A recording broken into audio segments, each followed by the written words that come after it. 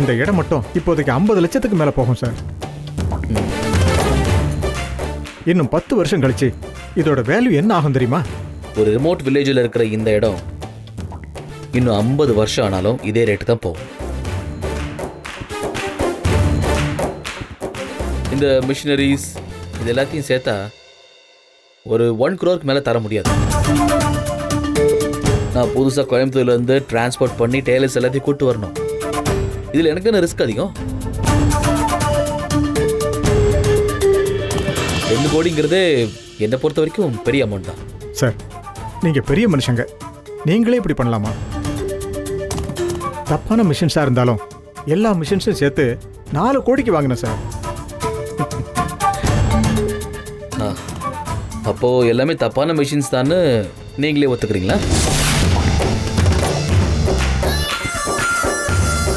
நீங்க ஏமாந்தது உண்மைங்கிற மாதிரி என்னை ஏமாத்த ட்ரை பண்ணது உண்மை இல்லையா? சார் பதில் சொல்லுங்க, எனக்கு டைம் எல்லாம் இல்லை. 2 crores சார். நீங்க 10 கோடியில் ஒரு 5 கோடியை குறைச்சாலும் பரவாயில்ல, ஆனால் 8 குறைக்கிறீங்களே, அது எப்படி சார் முடியும்?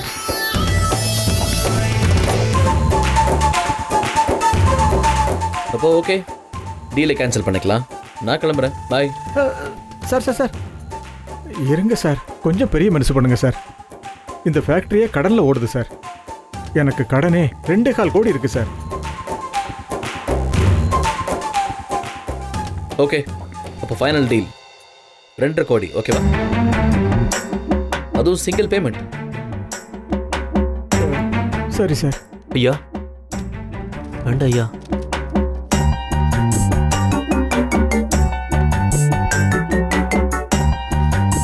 இந்தாங்க, இதுக்கு மேலே என்னால் ஆஃபர் பண்ண முடியாது. டீல் ஓகேன்னா லாயர்ட்ட பேப்பர்ஸ் வாங்கிட்டு வாங்க, செக்கை பேங்க்கில் போடுங்க. இல்லைன்னா இதை கிழிச்சு போட்டு நான் கிளம்பிட்டே இருப்பேன். சார் சார், ஒன்றுத்துக்கு உதவாத ஃபேக்ட்ரியை பணம் போட்டு வாங்கி அதை ரெனோவேட் பண்ணி நான் எதுக்கு ரிஸ்க் எடுக்கணும்? ஏதாச்சும் பதில் சொல்லுங்க. இந்த டீல் ஓகேவா இல்லைன்னா அப்படியே கிளம்பிட்டோம்? ஒரு 10 நிமிஷம் சார், நான் கொஞ்சம் யோசிச்சுக்கிறேன். நீங்களும் அமௌண்ட் ஒரு 50 லட்சம் அதிகமாக தரதுக்கு யோசிங்களா சார்? ஐம் சாரி சார், என்னால் அதுக்கு மேலே ஒரு பைசா கூட கொடுக்க முடியாது. பசுபதி ஐயா, போய் லாயரை பார்த்து பேப்பர்ஸில் இருக்கிற அமௌண்ட்டை மாற்றி எழுதி வாங்கிட்டு வா. போ, சீக்கிரம் வாங்கிட்டு வா.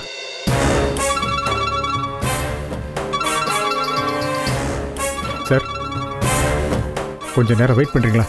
ஒரு முக்கியமான கால் பேசிட்டு வந்துடுறேன். Go ahead.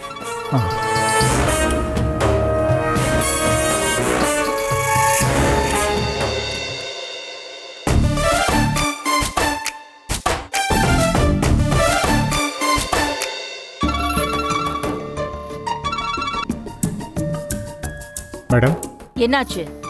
அசோக் சைன் பண்ணிட்டானா இல்லையா? நாம நினைச்சது எதுவுமே நடக்கல மேடம். என்ன சொல்றீங்க?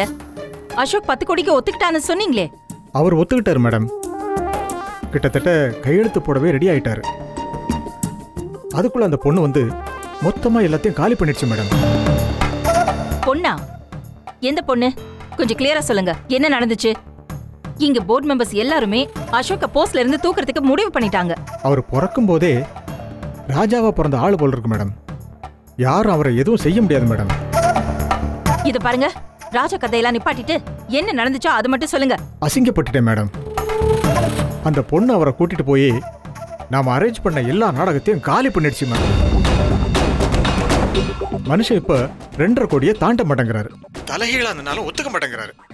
நான் எவ்வளவோ கெஞ்சி பார்த்துட்டேன். என்னாச்சு? அந்த பொண்ணு யாருன்னு கேட்டேன். ஏன்னா அசோக்குக்கு டெய்லரிங் கம்பெனி பத்தி எந்த நாலேஜும் இல்ல. அவனால இப்படி ஒரு ஸ்ட்ராங் டிசிஷன் எடுக்க வாய்ப்பே இல்லை. அவன் கூட வந்த பொண்ணு யாரு? அபியா? ஆமா மேடம், அப்படிதான் அசோக் சார் அந்த பொண்ணை கூப்பிட்ட மாதிரி ஞாபகம் இருக்கு. டெய்லரிங்ல டிகிரி வாங்கியிருக்கும் போல் இருக்கு மேடம். படக்குன்னு கண்டுபிடிச்சிருச்சு. அவளை பத்தி டீடைல்ஸ் எல்லாம் வேண்டாம். முதல்ல நான் சொல்றதை நீங்க கேளுங்க. இந்த டீல் அப்படியே கேன்சல் பண்ணிடுங்க.